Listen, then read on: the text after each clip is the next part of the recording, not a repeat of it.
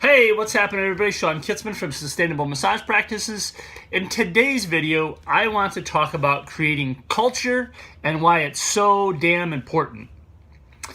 I was talking with a potential client today, a potential consulting client, and I was talking with her and her partner, and they were asking me questions about, what my coaching would help them do, and things like that. They're trying to figure out whether or not I bring enough value for them, and if they're going to, for them to purchase my services.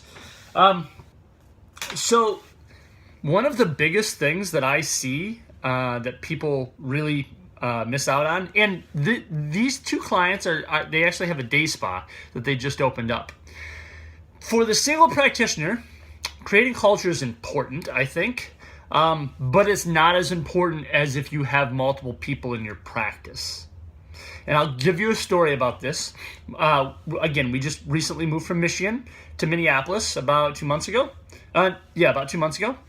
And my wife went to a salon in Michigan she went to a hairstylist there for 20 years or so. And one of the things that she misses about her old salon that the new salon doesn't have is they don't have any culture or any community.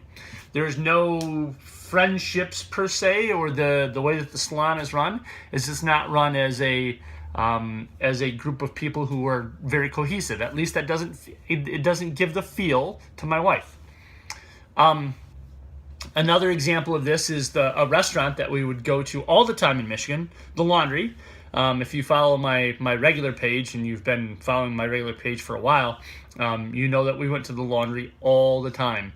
And the reason that we went to the Laundry all the time is because they had a culture there and they created community. They did a fantastic job of not only keeping good staff on, but creating environments and events for their customers and for their clientele base. And they created a great community and culture. In your practice, you want to create a culture. And what does that mean? If you're a single practitioner, what that means to you is that you want to start working with clients that you absolutely love, but you also want to be able to deliver the goods for those clients so that your work is so compelling to them that they have to talk about it to other people. In my coaching work, that's my goal. My goal is to create a culture of massage therapists and people who own healthcare, alternative healthcare related practices, that I actually create a culture of really super cool people that I can surround myself with, and maybe even, crazy enough, hook each other up with, so that I can create a culture within my clients where they all can start to generate either ideas or they can generate business with each other. And that's what your goal should be. In your first goal, your very first goal should be to create culture. It should be able to create a feeling when people come in your door and they start to work with you. There's a relationship that you build, and there's a trust level that you build that then when they have a friend or a family member or a teammate or a colleague that they work with, they say, man, you need to go talk to so-and-so. You need to go talk to my guy or my girl who does this for me. You need to go talk to my massage therapist. You need to go talk to my personal trainer. Because that's how your business really starts to grow, and that's how you build depth in your business. You can only do that, though, by serving your community and your culture that you're trying to do well. So you've got to, if you really want to attack a market niche, you got to have the goods to back it up.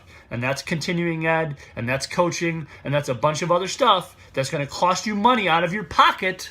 But if you serve your community well and you create the culture that you're trying to create, it will way pay for itself.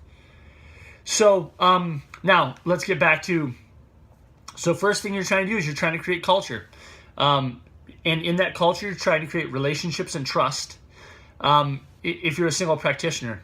And that kind of organically does itself. Now, if you have multiple people in your office, if you're an office manager, or if it's your business and you're not creating culture and you're allowing people to be in your practice that do not match your culture, you're absolutely doing yourself, your clients, and the people who work for you a disservice. If you've got dead weight, if you've got someone that's dragging the culture down, I don't care how full their schedule is, you got to get rid of them. Because when you have new people come on that work with you, right, new practitioners that come in, they're going to look at that person and go, oh, well, they have all of the clients. I need to be doing what they're doing. And I know this for a fact because some of the massage therapists that I've consulted with that have multiple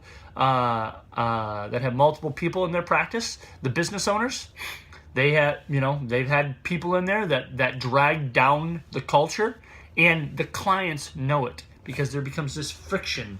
When the culture is good, there's a flow and a comfortability between practitioners, right? At my last practice in Michigan, I was with one of the best kettlebell sport coaches in the country, Ken Blackburn, and we had a fantastic culture. Ken would come in, we had jokes, we're laughing. We were also professional enough to know when shit needed to get serious with our clients, so it was easy to detach from a conversation. I completely trusted Ken. I do kettlebells. Ken actually certified me as a kettlebell trainer. But why in the hell would I send anybody? Why in the hell would I keep anybody when I have one of the best kettlebell sport coaches in the country, 10 feet away from me?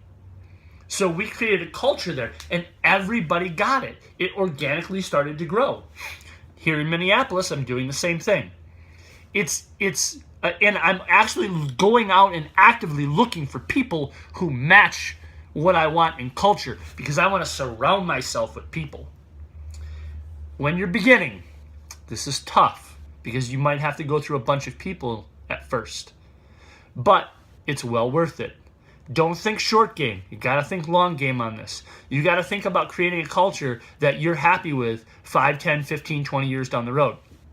And to be completely honest with you, I think that's why a lot of practitioners lose it. I think that's why a lot of practitioners get burned out. They don't create culture. All they're doing is they're having clients come in for the latest soup du jour sexy modality.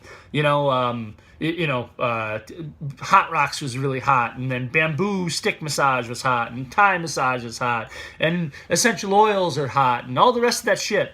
If you enjoy doing any of those things, do those things to the best of your ability, and it won't matter when they lose flavor of the month.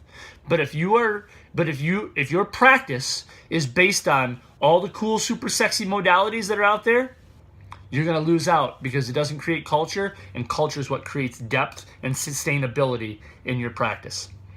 So thought I'd throw this out there. I thought it was a really important thing for them to hear. I think it's a really important thing for people to understand that people come to see you for your perceived skill. They stay with you for your relationship and the culture that you create in your practice.